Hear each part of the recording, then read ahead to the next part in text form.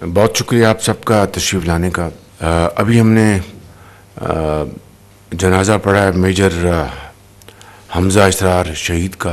KP में जो ख़वारिज हैं और दहशतगर्द उनका मुकाबला किया उन्होंने। साथ उनके मोहम्मद नईम सिपाही, उनका ताल्लुक़ बलूचिस्तान से है, तो वो उनका ताक़ुब कर रहे थे। ख़वारिज को उन्होंने जहन्नम रसीद भी किया। मेजर हमज़ा इसरार और सिपाही मोहम्मद नईम, इन्होंने जामे शहादत नोश किया।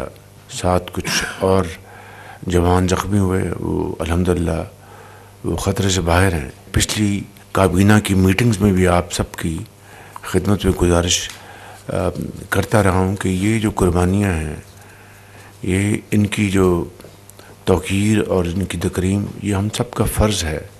आप अंदाज़ा लगाएं कि एक 29 साल का मेजर और दिसंबर 2024 में उसकी शादी हुई और वो अल्लाह को प्यारा हो गया वतन की हिफाजत की ज़िम्मेदारी अदा करते हुए। तो ये मैं समझता हूँ कि कमिटमेंट, अनवेवरिंग कमिटमेंट, ये लाजवाल दास्तान है उन अजीम कुर्बानियों की जो पाकिस्तान की लॉ इन्फोर्सिंग एजेंसीज़, चाहे वो अफवाज पाकिस्तान के जवान अफसर हों, चाहे पुलिस के हों, चाहे रेंजर्स के हों, या दूसरे जो हमारे सूबाई जो इदारे हैं, और फिर आवाम ख़ुद भी।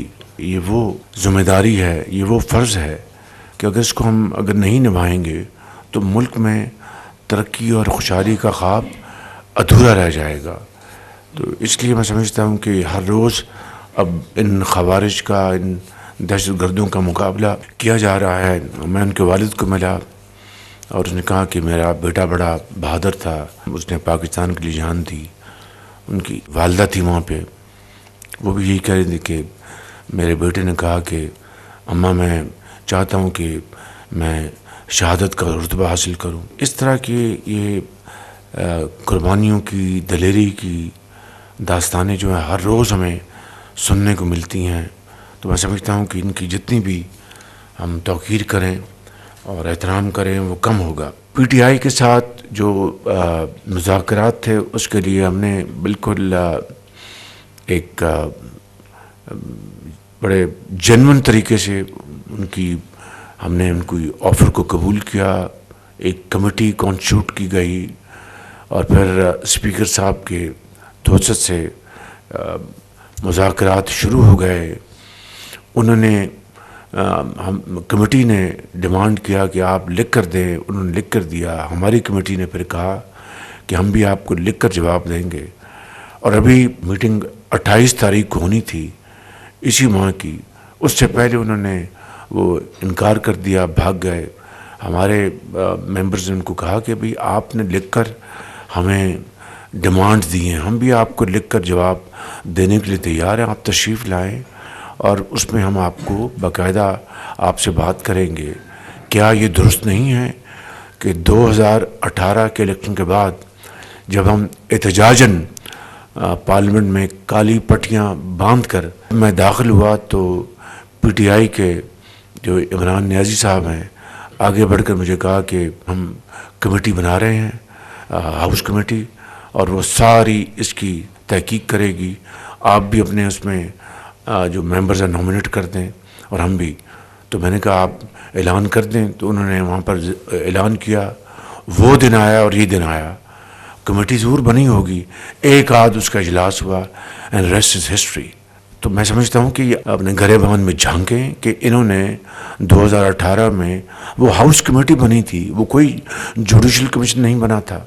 इन्होंने हाउस कमेटी ऑफ़र की, हमने उसको कबूल कर दिया, जिसकी मीटिंग कभी नहीं हुई एक आध मीटिंग के अलावा।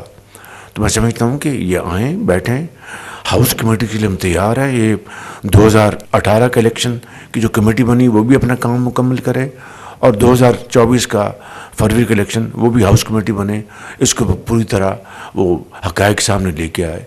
इस तरह अगर 26 नवंबर के वो धरने की बात करते हैं तो 2014 का जो धरना था उसका भी हाउस कमेटी अहाता करे और 26 नवंबर 2024 का भी अहाता करे।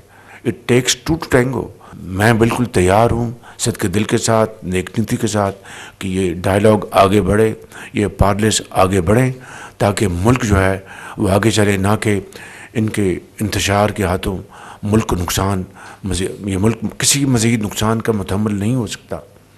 1% اناؤنس کیا ہے اسٹیٹ بینک نے پالیسی ریٹ میں کمی، میرے حساب سے تو کم 2% ہونی چاہیے تھی، اور میں سمجھتا ہوں کہ اس سے یقیناً کاروبار کو، صنعت کو، معیشت کو فائدہ پہنچے گا انشاءاللہ۔ اور اسی طریقے سے ایز اے ٹیم ہم دن رات کاوشیں کر رہے ہیں، اور انشاءاللہ پاکستان کی جو ترقی اور خوشحالی کا جو ہمارا خواب ہے وہ انشاءاللہ ضرور شرمندہ تعبیر ہوگا۔ ہیومن جو سمگلنگ، ہیومن ٹریفکنگ کے حوالے سے کئی سینکڑوں پاکستانی ان کی جانیں ضائع ہو گئیں، چاہے وہ کریٹ میں ہوئیں یا وہ پھر ابھی مراکش میں وہاں پر ہوئیں۔ اس کے علاوہ جو اس کالے دھندے کے نتیجے میں جو کوشش کی گئی پاکستان کے اندر، خود اس گھر کو لگ گئی آگ گھر کے چراغ سے، تو اس کی میں پوری طرح اس کو میں فالو کر رہا ہوں۔ منسٹر آف انٹیریئر کل ہم نے ایک اور میٹنگ کی تھی، اور اس کے اوپر ہم بھرپور اس کے اوپر ہماری توجہ ہے انشاءاللہ۔ اس معاملے کو جب تک یہ مکمل طور پر یہ کرپشن سے اور ایسے ایلیمنٹ سے پاک نہیں ہو جاتا جنہوں نے پاکستان کو بدنام کرنے میں کوئی کسر نہیں چھوڑی، اس وقت تک انشاءاللہ ہم چین سے نہیں بیٹھیں گے۔ ان الفاظ کے ساتھ میں آپ سب کا شکریہ ادا کرتا ہوں۔